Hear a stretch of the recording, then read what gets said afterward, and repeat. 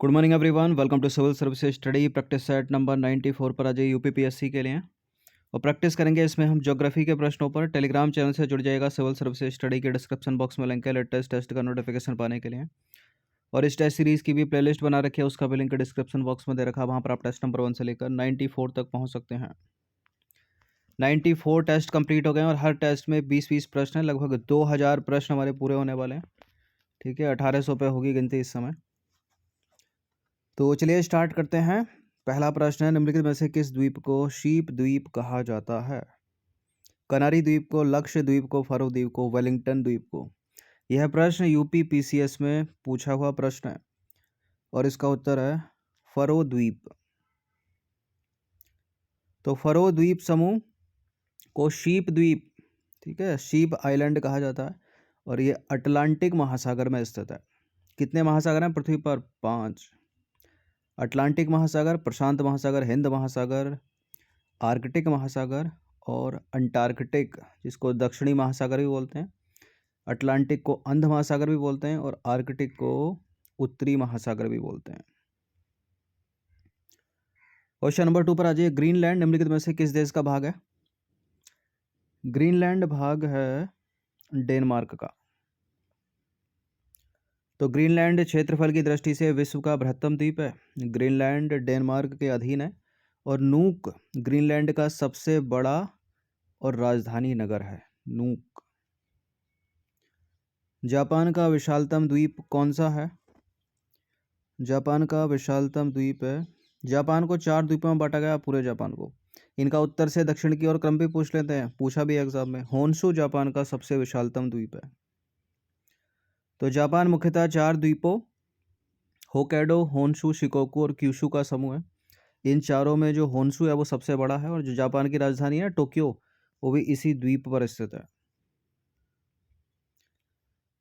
Question number 4 पर आ जाइए। Japan के निम्नलिखित 4 द्वीपों का उत्तर से दक्षिण की ओर अनुक्रम निम्नलिखित में से कौन सा है? ठीक है, नॉर्थ टू साउथ। तो नॉर्थ टू साउथ याद रखिए, तो साउथ टू नॉर्थ तो खुद ही याद हो जाएगा। तो सबसे उत्तर में आता है होक्काइडो, सबसे उत्तर में होक्काइडो। उसके नीचे जाएंगे तो होन्शु आएगा, उसके नीचे जाएंगे तो शिकोकू और उसके नीचे जाएंगे तो क्यूशू, यानी सी इसका आंसर हो जाएगा। ये क्रम याद रखिएगा। और साउथ टू नॉर्थ पूछ ले तो दक्षिण से उत्तर की ओर क्यूशू, शिकोकू, होन्शु, होक्काइडो।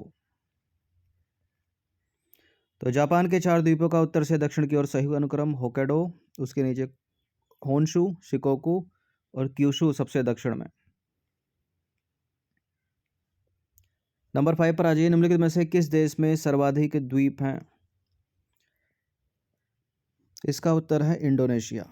ठीक है, और हाल ही में इंडोनेशिया न्यूज़ में है क्योंकि अपनी दूसरी राजधानी, अपनी नई राजधानी नुसंतारा का निर्माण करने में लगा है।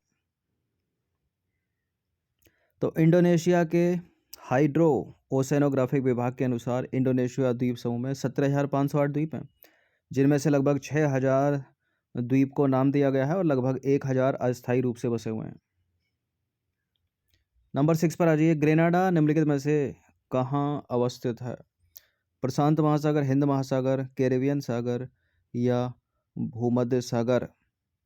ग्रेनाडा, ग्रेनाडा में है, ग्रेनाडा है कैरिबियन सागर में। तो ग्रेनाडा दक्षिण पूर्वी कैरिबियन सागर में स्थित एक द्वीपीय देश है। ग्रेनाडा को मसाला द्वीप के नाम से भी जाना जाता है, अलग से प्रश्न पूछा जा चुका है। बोलियारिक द्वीप समूह निम्नलिखित में से कहाँ स्थित है? बोलियारिक द्वीप समूह कहाँ स्थित है? काला सागर, ब्लैक सी में नहीं है, मेडिटेरियन भूमध्य सागर में है ये, बाल्टिक में नहीं है, उत्तरी सागर में नहीं है। तो बालियारिक या बोलियारिक द्वीप समूह पश्चिमी भूमध्य सागर में स्पेन के तट के पास स्थित है। यह स्पेन का स्वायत्त प्रभाग है। पृथ्वी की जुड़वा बहन किस ग्रह को कहा जाता है? पृथ्वी की जुड़वा बहन उसी ग्रह को कहा जाता है जिसको भोर का तारा, सांध्य का तारा, ठीक है, जिसका टेम्परेचर सबसे ज़्यादा है सौरमंडल में, जीवन की संभावना ना के बराबर है, तो यह है शुक्र। तो शुक्र ग्रह को पृथ्वी की जुड़वा बहन के नाम से जाना जाता है। इसके अतिरिक्त इस ग्रह को सर्वाधिक चमकीला ग्रह भी कहा जाता है। सुबह का तारा यानी भोर का तारा कहा जाता है, सांध्य का तारा यानी शाम का तारा इसको कहा जाता है। क्वेश्चन नंबर 9 पर आ जाइए। सौरमंडल का सर्वाधिक गर्म ग्रह निम्नलिखित में से कौन सा है? यही है शुक्र। ठीक है, तो सौरमंडल का सर्वाधिक गर्म ग्रह शुक्र है, यानी वीनस। इसका औसत तापमान लगभग 464 डिग्री सेल्सियस है दिन का। ठीक है, और रात में इतना ठंडा हो जाता है ये, ठीक है, फ्रीज हो जाता है पूरा। तो जीवन की संभावना ना के बराबर है। 10वां प्रश्न है, निम्नलिखित ग्रह युग्मों में से कौन सा बिना उपग्रह के हैं? मतलब ऐसा ग्रह कौन सा है जिसका उपग्रह नहीं है, जिसका सैटेलाइट नहीं है? जैसे पृथ्वी का चंद्रमा है, बृहस्पति के, तो ठीक है, बृहस्पति के ज़्यादा हैं, लेकिन शनि के उससे भी ज़्यादा वर्तमान स्थिति में। पृथ्वी के भी हैं तो ये तो होगा नहीं। मंगल का भी है, मंगल का है। शुक्र का नहीं है, बुध का नहीं है, तो दोनों के दोनों डी ऑप्शन में है, तो डी हो जाएगा इसका आंसर। तो बुध एवं शुक्र ग्रह का कोई भी उपग्रह नहीं है, यानी सैटेलाइट नहीं है, यानी चंद्रमा नहीं है। सूर्य और पृथ्वी के बीच होने के कारण इनको इनर प्लैनेट भी कहा जाता है, अंतर्ग्रह। 11वां प्रश्न है, जब दिन और रात की अवधि बराबर होती है तो सूर्य की किरणें सीधी पड़ती हैं कहाँ? कर्क रेखा पर, दक्षिणी ध्रुव पर, भूमध्य रेखा पर, उत्तरी ध्रुव पर। प्रश्न इंपॉर्टेंट है, आसान भी है, क्योंकि कई बार एग्जाम में पूछा हुआ है। इसका उत्तर है भूमध्य रेखा पर। तो देखिए, सूर्य जो है वर्ष में 2 बार विषुवत रेखा यानी भूमध्य रेखा पर लंबवत पड़ता है, 21 मार्च को और 23 सितंबर को। और वर्ष की इन 2 तिथियों को पृथ्वी के दोनों गोलार्धों में दिन एवं रात की अवधि बराबर अर्थात 12-12 घंटे की होती है। यह अपनी सुंदर सी पृथ्वी बीच से एक रेखा खींचेंगे, अक्षांश रेखा, यह 0 डिग्री बोलते हैं इसको। ऊपर का हो गया उत्तरी गोलार्ध, नीचे का हो गया दक्षिणी गोलार्ध।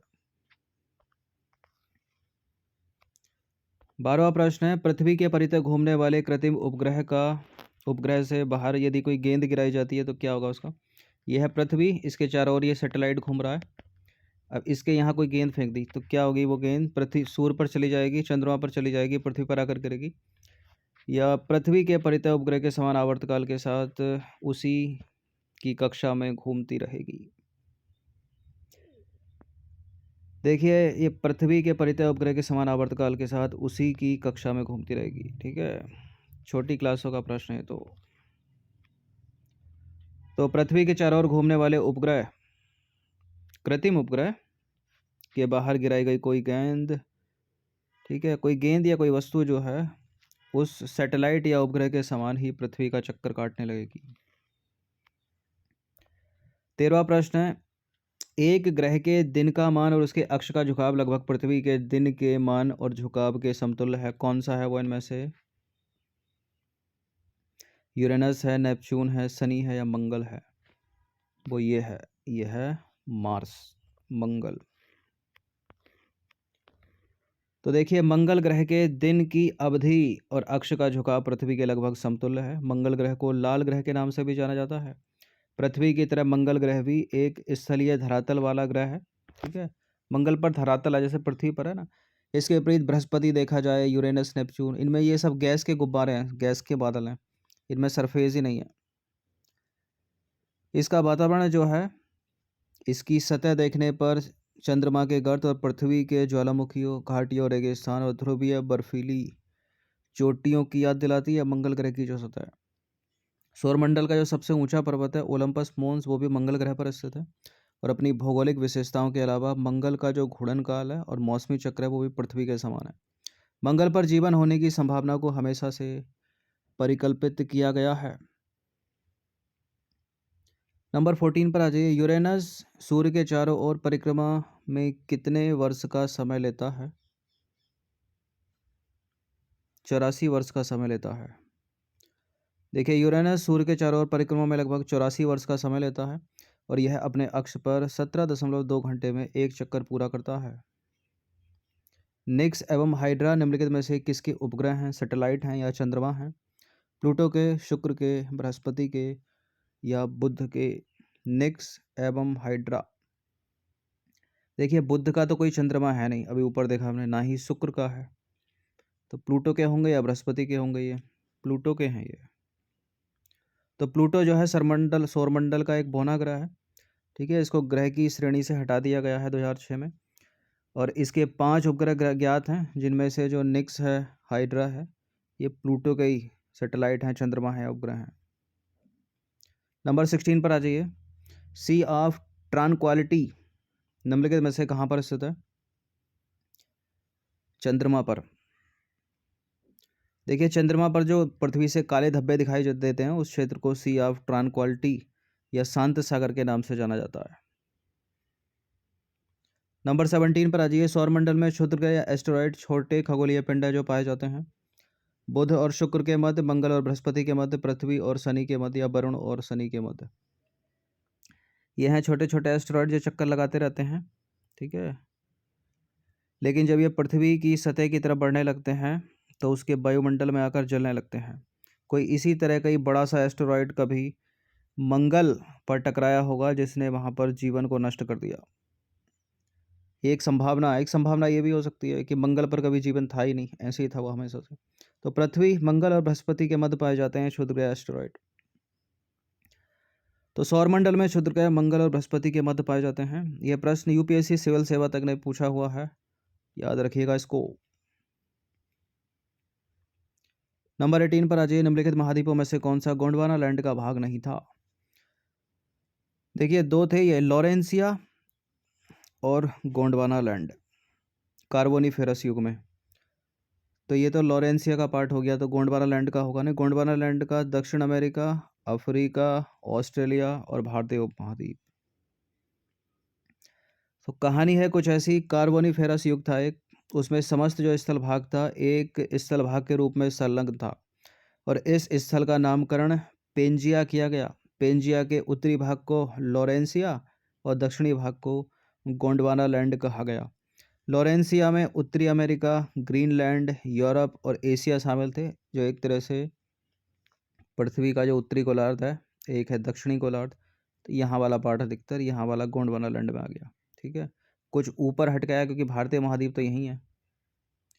अब गोंडवाना लैंड में दक्षिण अमेरिका, अफ्रीका, मेडागास्कर, अरब प्रायद्वीप, भारतीय उपमहाद्वीप, ऑस्ट्रेलिया, न्यूजीलैंड और अंटार्कटिका शामिल थे। यूपीएससी तक में पूछा गया है ये प्रश्न और पूछे जाते रहेंगे, स्टेटमेंट बनाकर याद रखिएगा, ठीक है। गोंडवाना लैंड में दक्षिण अमेरिका है और लॉरेंसिया में चला गया है उत्तरी अमेरिका। ऑस्ट्रेलिया गोंडवाना लैंड में है, भारतीय उपमहाद्वीप गोंडवाना लैंड में, याद रखिएगा।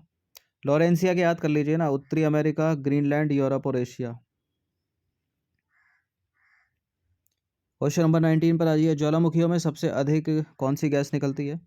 यदि किसी ज्वालामुखी का प्रस्फुटन होता है तो उसमें सबसे ज़्यादा निकलती है जलवाष्प होती है उसमें सबसे ज़्यादा।